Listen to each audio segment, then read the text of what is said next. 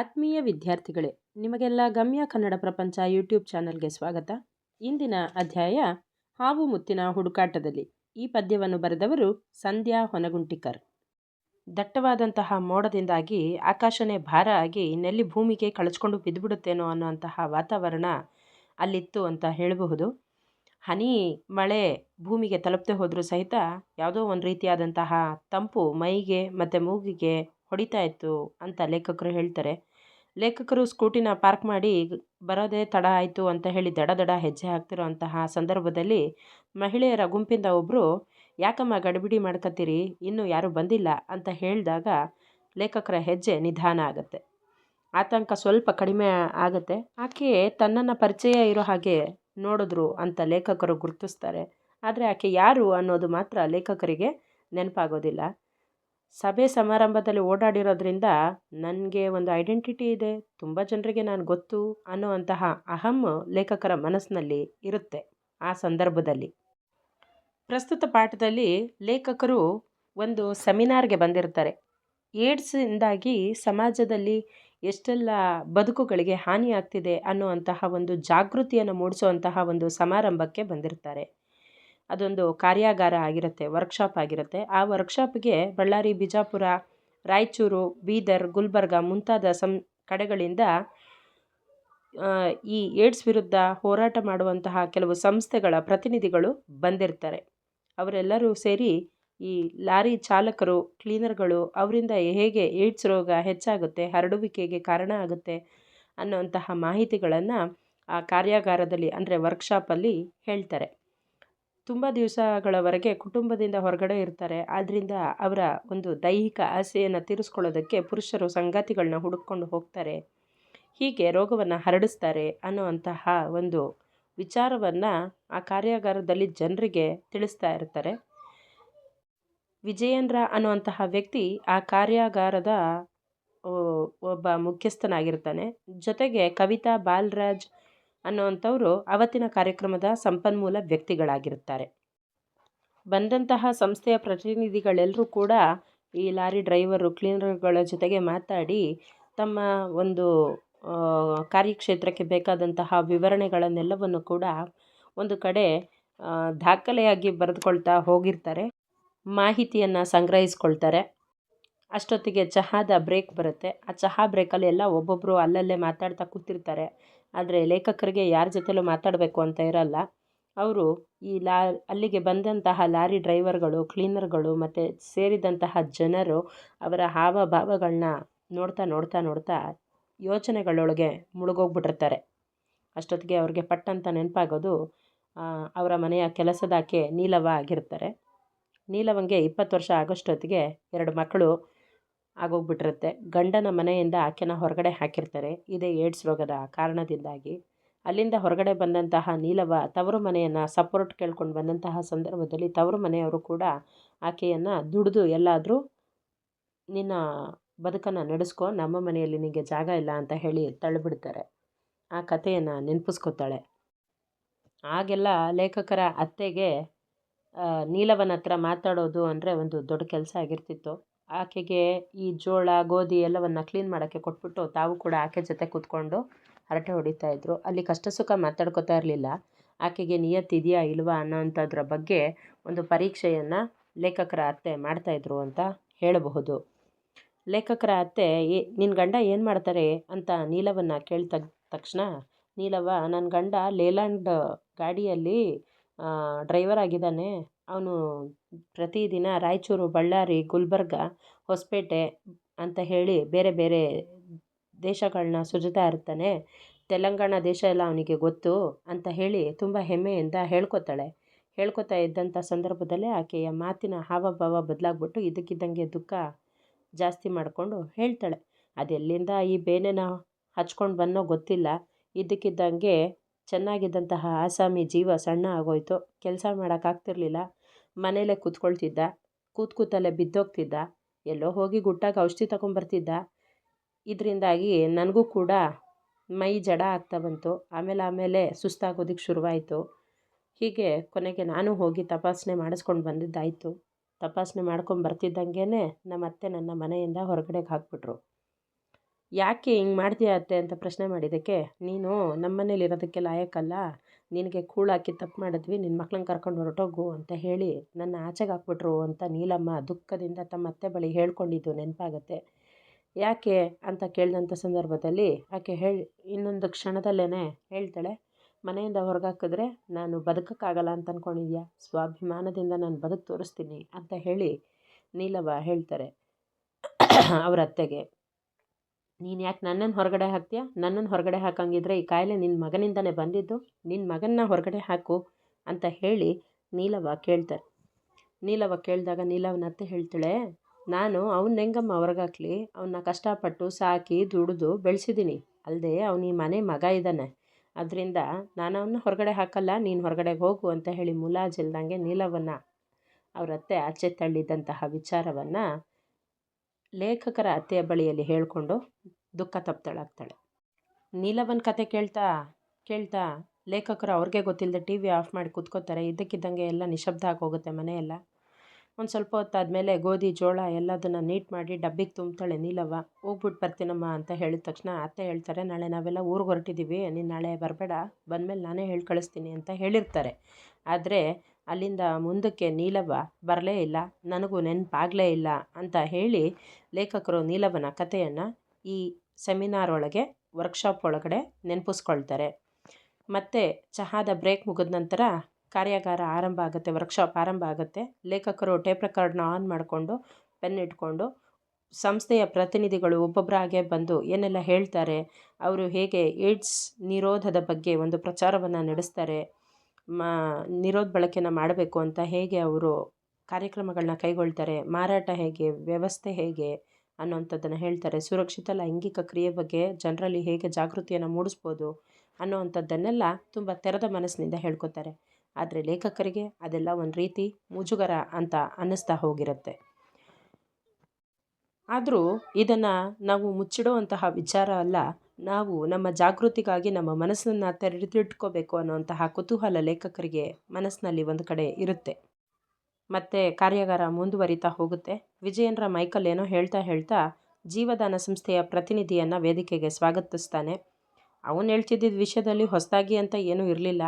ಅವನು ತಮ್ಮ ಸಂಸ್ಥೆಯಿಂದ ಹೇಗೆ ಒಂದು ಜಾಗೃತಿಯನ್ನು ಮೂಡಿಸೋ ಕೆಲಸವನ್ನು ಮಾಡ್ತಾ ಇದ್ದೀವಿ, ಆದರೆ ಅದಕ್ಕೆ ಆರ್ಥಿಕವಾದಂತಹ ಬೆಂಬಲ ಹೇಗೆ ಅಗತ್ಯ ಇದೆ ಅನ್ನೋವಂಥದ್ದನ್ನು ತಿಳಿಸ್ತಾನೆ.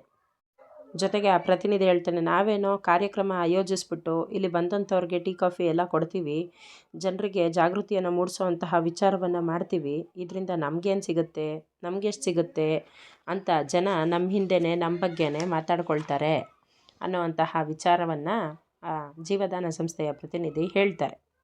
ಇದನ್ನು ಕೇಳಿಸ್ಕೊಂಡಂತಹ ಕವಿತಾ ಹಾಗೆ ಬಾಲರಾಜ್ ಅವರು ಅದಕ್ಕೆ ಸಲಹೆಗಳನ್ನ ಕೊಟ್ಟು ಅವರನ್ನು ಕಳಿಸಿ ಮುಂದಿನ ಸಂಸ್ಥೆಯ ಪ್ರತಿನಿಧಿಯನ್ನು ವೇದಿಕೆ ಕರೀತಾರೆ. ಶಕ್ತಿ ಸಂಸ್ಥೆಯ ಅಬ್ದುಲ್ ಮುಂದಿನ ಪ್ರತಿನಿಧಿ ಆಗಿರ್ತಾನೆ. ಅವನು ಪವರ್ ಪಾಯಿಂಟ್ ಸ್ಲೈಡ್ಗಳ ಮುಖಾಂತರ ಸಭೆಯಲ್ಲಿ ಜನರಿಗೆ ಜಾಗೃತಿಯನ್ನು ಮೂಡಿಸುವಂತಹ ಕೆಲಸವನ್ನು ತನ್ನ ಅನುಭವಗಳ ಮುಖಾಂತರ ಹೇಳ್ತಾ ಹೋಗ್ತಾನೆ. ಆತ ಬರ್ತಿದ್ದಂಗೆ ಸಭೆಯಲ್ಲಿ ಗುಜುಗುಜು ಅನ್ನುವಂತಹ ಶಬ್ದ ಆರಂಭ ಆಗುತ್ತೆ. ವಿಜಯನ್ರ ಅಬ್ದುಲ್ ಕಡೆಗೆ ಸ್ವಲ್ಪ ಹೆಚ್ಚು ಕಾಳಜಿ ತೋರಿಸ್ಬಿಟ್ಟು ಬೆಂಬಲ ತೋರಿಸ್ತಿದ್ರು ಅಂತ ಎಲ್ರಿಗೂ ತಿಳಿಯುತ್ತೆ. ಅಬ್ದುಲ್ ಮಾತಾಡೋದಕ್ಕೆ ಶುರು ಮಾಡ್ತಾನೆ. ಆದರೆ ಅವನಿಂದ ಬರ್ತಿದ್ದಂತಹ ಶಬ್ದಗಳು ನನ್ನ ಮನಸ್ಸಿಗೆ ಹೊಳೆಯುತ್ತಿದ್ದಂಗೆ ನನ್ನ ಪೆನ್ನು ಬರೆಯೋದನ್ನ ನಿಂತುಬಿಟ್ಟು ತಲೆ ಎತ್ತಿ ಅವನ ಕಡೆಗೆ ನೋಡ್ತು ಅಂತ ಲೇಖಕರು ಹೇಳ್ತಾರೆ. ಯಾಕಂದರೆ ಅಬ್ದುಲ್ ಮುಸ್ಲಿಂ ಹುಡುಗ ಆದರೂ ಅವನ ಕನ್ನಡ ಉಚ್ಚಾರಣೆ ತುಂಬ ಸ್ಪಷ್ಟವಾಗಿತ್ತು. ಆತ ಮುಂದುವರೆದು ಹೇಳ್ತಾ ಹೋಗ್ತಾನೆ ಸಭೆಯಲ್ಲಿ, ಮೊದಲು ಅಲ್ಲಿನ ಜನ ನನ್ನನ್ನು ಗಿರಾಕಿ ಅಂತಲೇ ಅನ್ಕೋತಾ ಇದ್ರು, ಒಬ್ರಿಗಿಂತ ಒಬ್ಬರು ರೇಟ್ ಕಮ್ಮಿ ಮಾಡ್ತಿದ್ರು, ನೀ ಭಾರಿ ಸಣ್ಣವ ಇದೆಯಪ್ಪ, ನಿಂಗೇನೋ ಗೊತ್ತಿರಲ್ಲ ಅನಿಸುತ್ತೆ, ಗಾಬರಿ ಮಾಡ್ಕೋಬೇಡ, ನಾವೆಲ್ಲ ನಿಂಗೆ ತಿಳಿಸ್ಕೊಡ್ತೀವಿ ಅಂತ ಹೇಳಿ ನನ್ನ ಹಿಂದೆ ಬೀಳ್ತಾಯಿದ್ರು ಅಂತ ಅಬ್ದುಲ್ ಹೇಳ್ತಿದ್ದಂಗೆ ಅಲ್ಲಿದ್ದಂಥ ಜನ ಎಲ್ಲ ನಗೋದಕ್ಕೆ ಶುರು ಮಾಡ್ತಾರೆ. ಹಾಗೆ ಲೇಖಕರ ಹಿಂದಿನ ಸಾಲಲ್ಲಿ ಒಬ್ಬ ಕೂತಂತಹ ಹುಡುಗ ಹೋಗಬೇಕಾಗಿತ್ತಪ್ಪ, ಯಾಕೆ ಬಿಟ್ಬಿಟ್ಟೆ ಅಂತ ಹೇಳಿ ಅಣಕವಾಡ್ತಾನೆ. ಅದು ಲೇಖಕರಿಗೆ ಕಿರಿಕಿರಿ ಅಂತ ಅನಿಸುತ್ತೆ. ಒಂದು ಸಲ ಹಿಂದೆ ತಿರುಗಿಸಿ ಗದರ್ಸೋಣ ಅಂತ ಅನಿಸಿದ್ರು, ಆಮೇಲೆ ನನಗೆ ಯಾಕೆ ಅಂತ ಸುಮ್ಮನಾಗ್ತಾರೆ ಲೇಖಕರು. ವಿಜಯನ್ರ ಮತ್ತೆ ಪ್ರೋತ್ಸಾಹ ಕೊಟ್ಟ ತಕ್ಷಣ ಅಬ್ದುಲ್ ಮತ್ತೆ ಮಾತನ್ನು ಮುಂದುವರಿಸ್ತಾನೆ. ಇಂಥದ್ದೆಲ್ಲ ಕೇಳಿ ನೋಡಿ ನನಗೆ ಸಾಕಾಗಿದೆ, ಅದನ್ನೆಲ್ಲ ತಿಳ್ಕೊಂಡಾದ್ಮೇಲೆ ಈ ಜಾಗಕ್ಕೆ ಬಂದಿದ್ದೀನಿ ಅನ್ನೋದು ನನಗೆ ಗೊತ್ತಿದೆ ಅಂತ ಹೇಳಿ ಅಬ್ದುಲ್ ತನ್ನ ಮಾತನ್ನು ಮುಂದುವರಿಸ್ತಾನೆ. ಅದನ್ನು ಕೇಳ್ತಿದ್ದಂಗೆ ಲೇಖಕರಿಗೆ ಅಯ್ಯೋ ಇಲ್ಲಿಗೆ ಯಾಕಪ್ಪ ಬಂದೆ, ನಾನು ಇಲ್ಲಿಂದ ಓಡೋದ್ರೆ ಸಾಕಾಗಿತ್ತಲ್ವಾ, ಏನಕ್ಕೋಸ್ಕರ ಬಂದೆ, ಇದನ್ನು ಬಿಟ್ಟು ನನಗೆ ಬೇರೆ ಏನೂ ಕೆಲಸ ಇರಲಿಲ್ವಾ ಅಂತ ಹೇಳಿ ಅನಿಸುತ್ತೆ. ಆದರೂ ಕೂಡ ಲೇಖಕರು ಹಿಂದೆ ಬರಲಿಲ್ಲ, ಅಲ್ಲೇ ಕೂತ್ಕೊಂಡು ಮುಂದುವರಿಸ್ತಾರೆ. ಬಾಲರಾಜ್ ಅಬ್ದುಲ್ಗೆ ಗುಡ್ ಅಂತ ಹೇಳಿ ಹುಮ್ಮಸ್ಸನ್ನು ತುಂಬಿ ಅವರ ಮಾತನ್ನು ಮುಂದುವರಿಸೋದಕ್ಕೆ ಹೇಳ್ತಾರೆ. ಆಗ ಅಬ್ದುಲ್ ಹೇಳ್ತಾನೆ, ಅವತ್ತು ನನ್ನ ಸುದೈವ ಅಂತಲೇ ಹೇಳಬೇಕು. ಆ ದಿನ ನನ್ನ ಸಹಾಯಕ್ಕೆ ಬಂದವರೇ ಶ್ಯಾಮಲಾ ಅಕ್ಕ. ಅವ್ರು ಬರದೇ ಹೋಗಿದ್ರೆ ನನಗೇನಾಗ್ತಿತ್ತೋ ಅವತ್ತು ಅಂತ ಹೇಳಿ ಮಾತನ್ನು ಮುಂದುವರಿಸ್ತಾರೆ. ಅಕ್ಕ, ನೀವಿಲ್ಲಿಗೆ ವೇದಿಕೆಗೆ ಬನ್ನಿ, ನಿಮ್ಮ ಅನುಭವನೂ ಹೇಳ್ಕೊಳ್ಳಿ ಅಂತ ಹೇಳಿ ಅಬ್ದುಲ್ ಶ್ಯಾಮಲಾ ಅವ್ರನ್ನ ವೇದಿಕೆಗೆ ಕರೀತಾನೆ. ಶ್ಯಾಮಲಾಕ ಅಲ್ಲೇ ಕೂತಿದ್ದವರು, ಭಾಷಣ ಗೀಷಣ ಎಲ್ಲ ಬೇಡಪ್ಪ ತಮ್ಮ, ನಂಗೆ ಬರೋಂಗಿಲ್ಲ, ನಿಂಗೆ ಎಲ್ಲ ಗೊತ್ತಿದೆ ಅಲ್ಲ, ನೀನೇ ಎಲ್ಲ ಹೇಳ್ಬಿಡು ಅಂತ ಹೇಳಿ ಮಾತನ್ನು ಹೇಳಿ ನಿಲ್ಲಿಸ್ತಾರೆ. ಲೇಖಕರಿಗನ್ಸುತ್ತೆ ಇದೆಂತಹ ವಿಚಿತ್ರವಾದಂತಹ ಅಸಹ್ಯವಾದಂತಹ ಹೇಸಿಗೆ ಜಗತ್ತಲ್ಲಿ ಬದುಕ್ತಾ ಇದ್ದೀನಿ ಅನ್ನೋಂತಹ ರೀತಿಯಲ್ಲಿ ಲೇಖಕರಿಗೆ ಅನಿಸುತ್ತೆ. ಆದರೂ ಅವರೊಳಗಡೆ ಒಂದು ಕುತೂಹಲ ಇರುತ್ತೆ. ಆ ಕುತೂಹಲದಿಂದ ಅವರು ಸಭೆಯಲ್ಲಿ ಮುಂದುವರಿತಾರೆ. ಇಷ್ಟಾಗೋ ಹೊತ್ತಿಗೆ ಅವರಿಗೆ ಊಟದ ಸಮಯ ಬರುತ್ತೆ. ಅಷ್ಟು ಜನರಲ್ಲಿ ಅಬ್ದುಲ್ ಎಲ್ಲೋ ಕಾಣದಂಗೆ ಮಾಯ ಆಗಿಬಿಡ್ತಾನೆ. ಲೇಖಕರು ಅಬ್ದುಲ್ಲನನ್ನು ಹುಡ್ಕೊಂಡು ಹೋಗ್ತಾ ಇರೋಂತಹ ಸಂದರ್ಭ ನಡೆಯುತ್ತೆ. ಆದರೆ ಅಷ್ಟೊತ್ತಿಗೆ ಶ್ಯಾಮಲಾ ಮತ್ತೆ ಲೇಖಕರನ್ನ ಕರೀತಾರೆ. ಇಷ್ಟ ಇಲ್ಲದೆ ಹೋದರೂ ಕೂಡ ಲೇಖಕರು ತಟ್ಟೆಗೆ ಅನ್ನ ಬಡಿಸ್ಕೊಂಡು ಜಾಗ ಎಲ್ಲಿದೆ ಅಂತ ಹುಡುಕೋ ಅಂತಹ ಸಂದರ್ಭದಲ್ಲಿ ಅವರು, ಶ್ಯಾಮಲಾ ಮೇಡಮ್ ಇಲ್ಲಿ ಜಾಗ ಇದೆ ಬನ್ನಿ ಇಲ್ಲಿ ಕೂತ್ಕೊಳ್ಳಿ ಅಂತ ಹೇಳಿ ಪಕ್ಕಕ್ಕೆ ಕರೆದು ಕೂರಿಸ್ಕೊಳ್ತಾರೆ. ಅಕ್ಕಪಕ್ಕ ನೋಡ್ತಾರೆ. ಲೇಖಕರಿಗೆ ಅದೇನೋ ಒಂಥರ ಕಸಿವಿಸಿ ಅನಿಸುತ್ತೆ. ಸದ್ಯ ಇಲ್ಲಿ ಯಾರೂ ಇಲ್ವಲ್ಲ ಅಂತ ಹೇಳಿ ತಮ್ಮನ್ನು ತಾವು ಸಮಾಧಾನ ಮಾಡ್ಕೊಳ್ತಾರೆ. ಶ್ಯಾಮಲಾ ಮುಂದುವರೆದು ಬಿಟ್ಟು, ಮೇಡಮ್ ನನ್ನ ಗುರುತು ಸಿಗಲಿಲ್ವಾ ನಿಮಗೆ? ಅವತ್ತು ನಾನು, ವಿಮಲಾ ಮತ್ತು ಫರೀದಾ ಟೀಚರು ನಿಮ್ಮ ಶಾಲೆಯ ವಿವರಣೆಗಳನ್ನ ತಿಳ್ಕೊಳ್ಳೋಕ್ಕೋಸ್ಕರ ಬಂದಿದ್ವಲ್ಲ ಅಂತ ಹೇಳಿದಾಗನೇ ಲೇಖಕರಿಗೆ ನೆನಪಾಗುತ್ತೆ. ಹೌದು, ಅವತ್ತು ತಮ್ಮ ಮಾವನವರ ವಾರ್ಷಿಕ ತಿಥಿ ಇರುತ್ತೆ. ಅವತ್ತು ಇವ್ರುಗಳೆಲ್ಲ ಮನೆಗೆ ಬಂದಿದ್ದರಿಂದ ತಮ್ಮ ಭಾವನವರ ಕೈಯಲ್ಲಿ ಜಾತಿ ಇಲ್ದವರ ಜಾತಿಯನ್ನೆಲ್ಲ ಮನೆಗೆ ಕರೆಸ್ತೀಯ, ವೈದಿಕದ ದಿವಸ ಆದರೂ ಇಂಥವರೆಲ್ಲ ನಮ್ಮ ಮನೆಗೆ ಬರಬಾರ್ದು ಅಂತ ಹೇಳೋಕ್ಕಾಗಲಿಲ್ವಾ? ನಿಂದೊಂದು ಸಮಾಜ ಸೇವೆ, ಅದಕ್ಕೆ ಬೇರೆ ನಾವು ಒದ್ದಾಡಬೇಕು ಅಂತ ಹೇಳಿ ಅವ್ರ ಹತ್ರ ಬೈಸ್ಕೊಂಡಿದ್ದು ಲೇಖಕರಿಗೆ ನೆನಪಾಗುತ್ತೆ. ಆ ತಕ್ಷಣದಲ್ಲಿ ಅನಿಸುತ್ತೆ, ಸದ್ಯ ಅವತ್ತು ಮನೆಗೆ ಬಂದಾಗ ಭಾವನವ್ರಿಗೆ ಶ್ಯಾಮಲಾ ಯಾರು ಅಂತ ಗೊತ್ತಿರಲಿಲ್ಲ. ಹಾಗೇನಾದ್ರು ಒಂದು ವೇಳೆ ಗೊತ್ತಿದ್ದಿದ್ದರೆ ನನ್ನ ಏನು ಮಾಡಿಬಿಡ್ತಿದ್ರೋ ಅನ್ನುವಂತಹ ಯೋಚನೆಯೂ ಕೂಡ ಲೇಖಕರಿಗೆ ಬರುತ್ತೆ.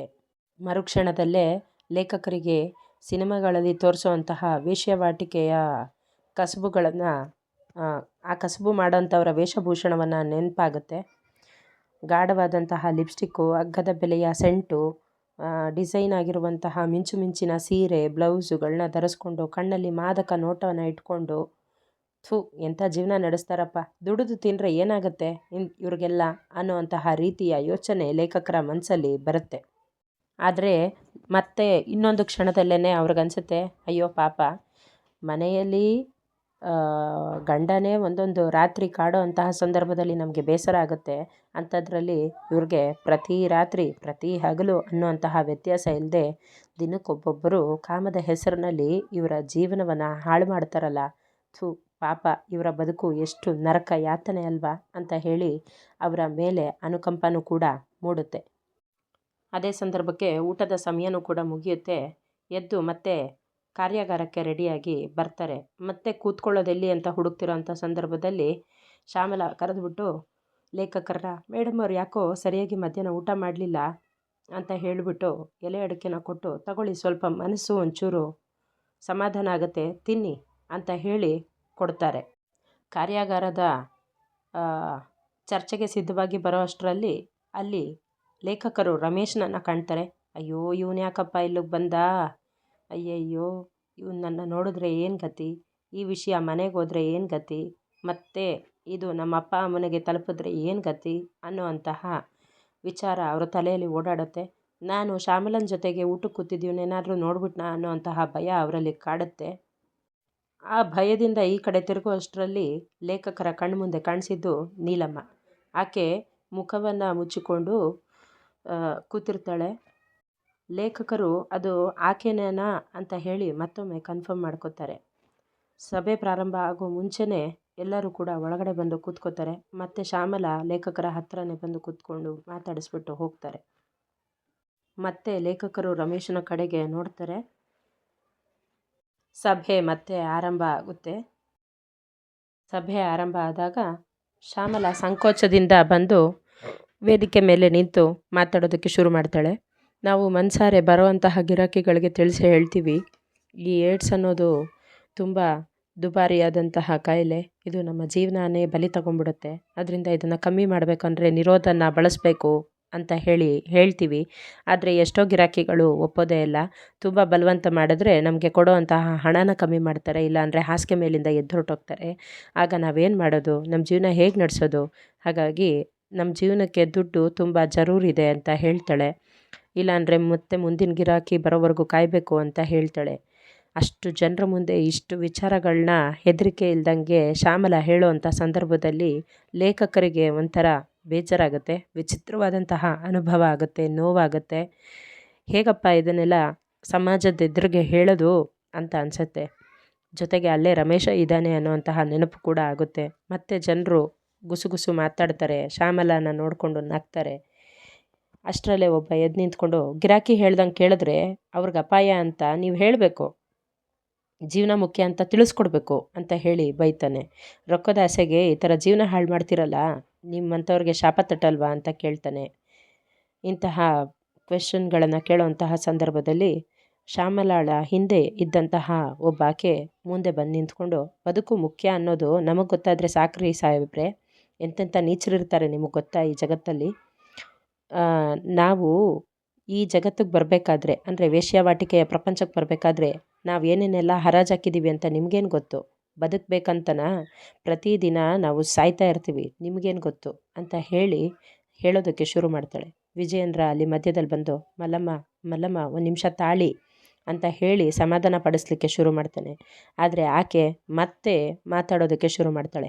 ಬದುಕಬೇಕು ಅಂತಲೇ ನಾವು ಏಡ್ಸ್ ತಡೆಗಟ್ಟೋ ಕೆಲಸ ಮಾಡ್ತಾಯಿದ್ದೀವಿ, ಬದುಕಬೇಕಂತಲೇ ನಾಚಿಕೆ ಬಿಟ್ಟು ಎಲ್ಲರೆದ್ರಿಗೂ ನಮ್ಮ ಹಾಸಿಗೆ ಸುದ್ದಿನ ಬಿಚ್ಚಿಡ್ತಾ ಇದ್ದೀವಿ, ಬದುಕಬೇಕಂತಲೇ ನಮ್ಮ ಕಹಿಗುಟ್ಟುಗಳನ್ನು ನಿಮ್ಮ ಮುಂದೆ ಇಟ್ಟು ನೀವಾದರೂ ಬದುಕಿ ಚೆನ್ನಾಗಿ ಅಂತ ಹೇಳಿ ತಿಳಿಸ್ಕೊಡ್ತಾ ಇದ್ದೀವಿ ಅಂತ ಅಂದ್ಬಿಟ್ಟು, ನಿಮ್ಮ ತಲೆ ಒಳಗಡೆ ಒಂದಿಷ್ಟು ಬುದ್ಧಿನ ಉಳಿಸ್ಕೊಳ್ರಿ ಅಂತ ಹೇಳಿಬಿಟ್ಟು ಮಲ್ಲಮ್ಮ ತುಂಬ ದುಃಖದಿಂದ ಮಾತಾಡಿ ತನ್ನ ಮಾತನ್ನು ನಿಲ್ಲಿಸ್ತಾಳೆ. ವಿಜಯೇಂದ್ರ, ಕವಿತಾ, ಬಾಲರಾಜ್ ಎಲ್ಲರೂ ಕೂಡ ಮಲ್ಲಮ್ಮನ ಮಾತನ್ನು ಕೇಳಿ ಮೂಕರಾಗಿ ಹೋಗ್ಬಿಡ್ತಾರೆ. ಹೋಗಲಿ, ಹೀಗಾದರೂ ಆಕೆಯ ಮನಸ್ಸಲ್ಲಿರುವಂತಹ ನೋವು ಆಚೆಗೆ ಬರಲಿ ಅಂತ ಹೇಳಿ ಯೋಚಿಸ್ತಾರೆ.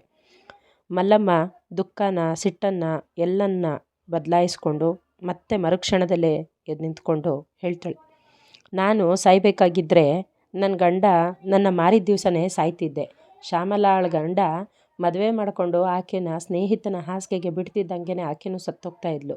ಈ ಸಾರಿಕಾ ಇದ್ದಾಳಲ್ಲ, ನಿಮ್ಮಂಥ ಗಂಡು ಜಾತಿಯವರು ಪ್ರೀತಿ ಮಾಡಿ ಮದುವೆ ಮಾಡ್ಕೊತೀನಂತ ನಂಬಿಸಿ ಓಡಿಸ್ಕೊಂಡೋಗಿ 4 ದಿನ ಮಜಾ ಮಾಡಿ ಆಕೆನ ಬೇರೊಬ್ಬರ ಹತ್ರ ಕಳಿಸಿದಾಗ ಆಕೆಗೆ ಆದಂತಹ ನೋವು, ಅಲ್ಲಿಂದ ಆಕೆ ಹೊರಬಂದು ಮತ್ತೆ ಅವ್ರ ಅಪ್ಪ ಅಮ್ಮನ ಹತ್ರ ಹೋದಾಗ ಅವ್ರ ಅಪ್ಪ ಅಮ್ಮನೂ ಆಕೆನ ಮನೆ ಒಳಗಡೆ ಸೇರಿಸ್ದೆ ಹೊರಗಡೆ ಹಾಕಿದ ದಿವಸನೇ ಸಾಯ್ತಿದ್ಲು ಅಂತ ಹೇಳ್ತಾ ಮುಂದೆ ಹೇಳ್ತಾಳೆ.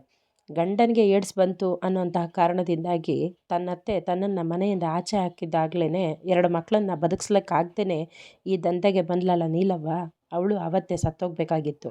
ಆದರೆ ನಾವ್ಯಾರು ಸಾಯೋದಕ್ಕಿಂತ ಬದುಕು ಅನ್ನೋದು ದೊಡ್ಡದು, ಈ ದೇವರು ಕೊಟ್ಟಂತಹ ಜನ್ಮ ದೊಡ್ಡದು, ಅದನ್ನು ನಾವು ಬದುಕಿರೋವರೆಗೂ ಸರಿಯಾಗಿ ನಿಭಾಯಿಸಬೇಕು ಅಂತ ಹೇಳಿ ಸರಿದಾರಿ ತಿಳಿಸ್ಕೊಡಕ್ಕಂತ ಬಂದಿದ್ದೀವಿ ಅಂತ ಆಕೆ ತನ್ನ ಮಾತನ್ನು ಮುಗಿಸ್ತಾಳೆ. ಹೀಗೆ ಮಲ್ಲಮ್ಮನನ್ನು ಆಕೆಯ ಪಕ್ಕದಲ್ಲಿದ್ದವರೆಲ್ಲ ಸಮಾಧಾನ ಮಾಡಿಸಿದ್ರು. ಇದ್ದಕ್ಕಿದ್ದಂಗೆ ಸಭೆಯಲ್ಲಿ ಗಾಢವಾದಂತಹ ಮೌನ, ಎಲ್ರಿಗೂ ಉಸಿರೇ ನಿಂತು ಹೋಯ್ತೇನೋ ಅನ್ನೋಂತಹ ಒಂದು ನಿಶ್ಚಲತೆ ಕಾಣಿಸ್ಬಿಡುತ್ತೆ. ಜನರ ಮನಸ್ಸೊಳಗೆ ಜನರ ನಡವಳಿಕೆಗಳ ಬಗ್ಗೆ ಒಂದು ಹೇಸಿಗೆಯ ಕಫ ಬಂದುಬಿಟ್ಟಿರುತ್ತೆ. ಜಗತ್ತು ಎಷ್ಟು ಕ್ರೂರವಾದದ್ದು, ಎಷ್ಟು ಮರ್ಯಾದೆ ಇಲ್ಲದ ಜಗತ್ತು ಅಂತ ಹೇಳಿ ಜಗತ್ತಿನ ಬಗ್ಗೆ ಒಂದು ಬೇರೆಯ ಮನೋಭಾವ ಎದುರಾಗುತ್ತೆ. ಸಭೆಯನ್ನು ಮುಗಿಸ್ಕೊಂಡೇನೋ ಲೇಖಕರು ತಮ್ಮ ಮನೆಗೆ ತಾವು ಹೋಗ್ತಾರೆ. ಆದರೆ ಗೀತಾ, ಬಾ ನೀನಿವತ್ತು ಮನೇಲಿ ಇರಬೇಡ, ಪಕ್ಕದ ಮನೆಯವರ ಸತ್ಯನಾರಾಯಣ ಪೂಜೆಗೆ ಹೋಗೋಣ ಅಂತ ಹೇಳಿ ಅಲ್ಲಿಗೆ ಕರ್ಕೊಂಡು ಹೋಗ್ತಾಳೆ. ಅಲ್ಲಿಗೆ ಕರ್ಕೊಂಡು ಹೋಗಿ ಅಲ್ಲಿ ಕೂತ್ಕೊಂಡು ಒಂದು ಸ್ವಲ್ಪ ಹೊತ್ತು ಆಗ್ತಿರೋ ಹೊತ್ತಿಗೆ ಗೀತಾ ಹೇಳ್ತಾಳೆ, ಮಾಡೋದು ಅನಾಚಾರ, ಮನೆ ಮುಂದೆ ಬೃಂದಾವನ ಅಂತ ಹೇಳಿ ಆ ಸತ್ಯನಾರಾಯಣ ಪೂಜೆ ಮಾಡ್ತಿದ್ದಂತಹ ಹೆಂಗಸಿನ ಬಗ್ಗೆ ಮಾತಾಡ್ತಾಳೆ. ಆಕೆಯ ಅನೈತಿಕ ಸಂಬಂಧದ ಬಗ್ಗೆ ಮಾತಾಡ್ತಾಳೆ. ಪೂಜೆಯನ್ನು ಮುಗಿಸ್ಕೊಂಡು ಬಂದಂತಹ ಲೇಖಕರು ರಾತ್ರಿ ಮನೆಗೆ ಬಂದು ತಟ್ಟೆಲಿ ಅನ್ನ ಹಾಕ್ಕೊಂಡು ತಮ್ಮ ತಾಯಿಗೆ ಫೋನನ್ನು ಮಾಡಿ ಕ್ಷೇಮ ಸಮಾಚಾರ ಎಲ್ಲ ತಿಳ್ಕೊಂಡು ಆದಮೇಲೆ ಫೋನಲ್ಲಿ ತಾಯಿ ಹೇಳ್ತಾರೆ, ನಿಮ್ಮ ಸೋದರತ್ತೆ ಸಹವಾಸ ಮಾಡಬೇಡ, ಈಗ ತಾನೇ ಹೊಸದಾಗಿ ಮದುವೆ ಮಾಡ್ಕೊಂಡು ಹೋಗಿದ್ಯಾ, ಆಕೆ ನಡವಳಿಕೆ ಸರಿಗಿಲ್ಲ, ಆಮೇಲೆ ಆ ಮನೆಯಲ್ಲಿ ನಿಮ್ಮ ಸೋದರತ್ತೆ ಬಗ್ಗೆ ಗೊತ್ತಾದರೆ ನಿನ್ನ ಬಗ್ಗೆ ಅವರು ಯೋಚನೆ ಮಾಡುವಂತಹ ದಾಟಿನೂ ಬದಲಾಗ್ಬೋದು ಅಂತ ತಾಯಿನೂ ಕೂಡ ಒಂದು ಅನೈತಿಕ ಸಂಬಂಧದ ಬಗ್ಗೆನೇ ಹೇಳ್ತಾರೆ. ಇದೆಲ್ಲ ಮುಗಿದ ಮೇಲೆ ಲೇಖಕರು ತಮ್ಮ ಮನೆಯವರೊಂದಿಗೆ ಆನಂದನೊಂದಿಗೆ ವಾಕಿಂಗ್ ಹೊರಟಿರ್ತಾರೆ. ಹೊರಟಿದ್ದವರ ಸ್ವಲ್ಪ ದೂರ ಹೋಗ್ತಿದ್ದಂಗೆ ಆನಂದ ಸುಧಾ ನಡಿ ವಾಪಸ್ ಮನೆಗೆ ಹೋಗೋಣ ಅಂತ ಹೇಳಿ ಲೇಖಕರನ್ನ ಕರ್ಕೊಂಡು ತಿರುಗಿಬಿಡ್ತಾರೆ. ಯಾಕಪ್ಪ ಯಾವಾಗಲೂ ಸರ್ಕಲ್ವರೆಗಲ್ವ ಹೋಗೋದು, ಇವತ್ತು ಯಾಕೆ ಅರ್ಧಕ್ಕೆ ಕರ್ಕೊಂಡು ವಾಪಸ್ ಬರ್ತಿದ್ಯಾ ಅಂತ ಹೇಳಿದಾಗ ಆನಂದ ಹೇಳ್ತಾನೆ, ಅಲ್ಲಿ ಬರ್ತಿದ್ದಂಥವ್ರು ನಮ್ಮ ಎಮ್ ಡಿ ಅವರ ಹೆಂಡತಿ, ಅವರು ಯಾವಾಗಲೂ ಟೂರಲ್ಲೇ ಇರ್ತಾರೆ ಎಮ್ ಡಿ ಅವರು. ಅದರಿಂದ ಎಮ್ ಡಿ ಅವ್ರ ಹೆಂಡತಿ ದಿನಕ್ಕೊಬ್ಬೊಬ್ಬರು ಗಂಡಸಿನ ಜೊತೆ ವಾಕಿಂಗ್ ಹೋಗ್ತಾಳೆ, ಇವತ್ತು ಇವನಾದರೆ ನಾಳೆ ಮತ್ತೊಬ್ಬ ಅಂತ ಹೇಳಿ ತುಂಬ ಜೋರಾಗಿ ನಕ್ಕು ಬಿಡ್ತಾನೆ ಅಸಹ್ಯವಾಗಿ. ಇದು ಮತ್ತೆ ಲೇಖಕರಿಗೆ ಇಷ್ಟ ಆಗೋದಿಲ್ಲ. ಬೆಳಗ್ಗಿಂದ ರಾತ್ರಿವರೆಗೆ ಬರೀ ಇಂತಹ ಅನೈತಿಕ ಸಂಬಂಧಗಳ ಬಗ್ಗೆನೇ ಕೇಳ್ತಾ ಬಂದಂತಹ ಲೇಖಕರಿಗೆ ಜೀವನದ ಬಗ್ಗೆ ಒಂದು ಬಗೆಯ ಅಸಹಾಯಕತೆ ಒಂದು ಎದ್ದು ನಿಲ್ಲುತ್ತೆ. ಎಲ್ಲರೂ ಮಲಗಿ ನಿದ್ದೆ ಮಾಡಿದ್ರು ಕೂಡ ಲೇಖಕರಿಗೆ ನಿದ್ದೆ ಬಂದಿರೋದಿಲ್ಲ. ಹಾಗಾಗಿ ಬೆಳಗಿನ ಒಂದು ಕಾರ್ಯಾಗಾರದ ಒಂದು ವಿಚಾರವನ್ನು ಕೇಳೋದಕ್ಕೋಸ್ಕರ ಟೇಪ್ ರೆಕಾರ್ಡರನ್ನು ಮತ್ತೆ ರಿವೈಂಡ್ ಮಾಡಿ ಕೇಳ್ತಾರೆ. ಇದ್ದಕ್ಕಿದ್ದಂಗೆ ಲೇಖಕರಿಗೆ ಒಂದು ಬಗೆಯ ಅಸಹನೆ ಮೂಡುತ್ತೆ. ಅವರೇ ಏನೂ ಆಗಿಲ್ಲ ಅನ್ನೋ ಪಾಡಿಗೆ ನೆಮ್ಮದಿಯಾಗಿರುವಾಗ ನಾನು ಯಾಕೆ ಅವರ ಬಗ್ಗೆ ಇಷ್ಟೊಂದು ಕಳವಳ ಪಡ್ತಾ ಇದ್ದೀನಿ, ಒಂದು ವೇಳೆ ನಾನು ಕಳವಳ ಪಡೋದ್ರಿಂದ ಅವ್ರಿಗಾಗೋ ಅನ್ಯಾಯ ಏನಾರು ಕಮ್ಮಿ ಆಗುತ್ತಾ ಅಂತ ಹೇಳಿ ಯೋಚನೆಯನ್ನು ಮಾಡ್ತಾರೆ. ಎಲ್ಲವನ್ನು ಯೋಚನೆ ಮಾಡಿದ ನಂತರ ಲೇಖಕರಿಗೆ ಅರ್ಥ ಆಗೋದು, ಜಗತ್ತು ಬೆತ್ತಲಾಗಿ ನಿಂತಿದೆ, ಯಾವುದು ಹುತ್ತ ಯಾವುದು ಹಾವು ಅಂತ ಗೊತ್ತಾಗಲ್ಲ, ಯಾವುದು ಚಿಪ್ಪು ಯಾವುದು ಮುತ್ತು ಅಂತ ಗೊತ್ತಾಗಲ್ಲ. ಹಾಗಾಗಿ ನಾವು ಈ ಜಗತ್ತೊಳಗೆ ಹಾವು ಯಾವುದು ಮುತ್ಯಾವುದು ಅಂತ ಹುಡುಕೋದೇ ದೊಡ್ಡ ಕಷ್ಟವಾದಂತಹ ವಿಚಾರ ಅಲ್ವಾ ಅನ್ನೋವಂತಹ ನೂರಾರು ಪ್ರಶ್ನೆಗಳು ಅವರ ತಲೆಯಲ್ಲಿ ಓಡಾಡ್ತಾ ಇರುತ್ತೆ. ಇಷ್ಟೊತ್ತಿಗೆ ಯಾವುದೋ ಒಂದು ಸಂದರ್ಭದಲ್ಲಿ ನಿದ್ದೆ ಹೋದಂತಹ ಲೇಖಕರ ಕನಸೊಳಗೆ ನೀಲಮ್ಮ ಬಂದಿರ್ತಾಳೆ. ಆ ನೀಲಮ್ಮ ತುಂಬ ವಿಕಾರವಾಗಿ ಒಂದು ಕುರ್ಚಿಯಲ್ಲಿ ಕೂತ್ಕೊಂಡಿರ್ತಾಳೆ.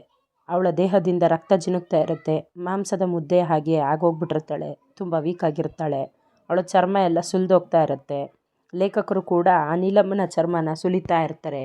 ಅಷ್ಟೊತ್ತಿಗೆ ನೀಲಮ್ಮ ನೆನಪಿಸ್ತಾಳೆ, ನನ್ನ ಚರ್ಮ ಸುಲಿಯೋದನ್ನ ನಿಲ್ಲಿಸಿ ನೀವು ರಿಪೋರ್ಟ್ ಬರೀರಿ, ಪೇಪರಲ್ಲಿ ಬರಲಿ, ಅದರಿಂದನಾದರೂ ಜನರಿಗೆ ಜಾಗೃತಿ ಮೂಡಲಿ ಅಂತ. ಇವುಗಳನ್ನೆಲ್ಲ ಒಂದರ ಹಿಂದೆ ಒಂದೊಂದನ್ನೇ ಜೋಡಿಸಿ ನಿಂತಹ ಸಂದರ್ಭದಲ್ಲಿ ಲೇಖಕರಿಗೆ ಒಂದು ಸರಳ ರೇಖೆಯ ರೂಪದಲ್ಲಿ ಶ್ಯಾಮಲ, ರಾಧಾ, ಸಾರಿಕಾ, ಲೇಖಕರ ಸೋದರತ್ತೆ ಮಲ್ಲಮ್ಮ, ಜೊತೆಗೆ ಎಮ್ ಡಿ ಅವರ ಹೆಂಡತಿ, ಇವರ ಜೀವನ ಶೈಲಿಗಳೆಲ್ಲವೂ ಒಂದರ ಹಿಂದೆ ಒಂದು ಕಾಣಿಕೊಂಡು ಬರುತ್ತೆ. ಸ್ವಂತ ಜನರಿಂದಲೇ ಮೋಸ ಹೋದಂತಹ ಈ ಎಲ್ಲರ ಬದುಕುಗಳಿಂದ ಲೇಖಕರಿಗೆ ಅನಿಸುತ್ತೆ, ಯಾರನ್ನು ನಂಬಬೇಕು, ಯಾರನ್ನು ಬಿಡಬೇಕು, ಯಾವುದನ್ನು ಒಳ್ಳೆಯದು ಅಂತ ಹೇಳಿ ಪರಿಗಣಿಸಬೇಕು, ಯಾವುದನ್ನು ಕೆಟ್ಟದ್ದು ಅಂತ ಹೊರಗಡೆ ಇರಬೇಕು ಅಂತ ಹೇಳಿ ಲೇಖಕರು ಯೋಚನೆ ಮಾಡ್ತಾ ಹುಡುಕಾಟದಲ್ಲಿ ತೊಡಗ್ತಾರೆ. ಇದು ಹಾವು ಮುತ್ತಿನ ಹುಡುಕಾಟದ ಪಾಠದ ಸಾರಾಂಶ. ಧನ್ಯವಾದಗಳು ಮಕ್ಕಳೇ.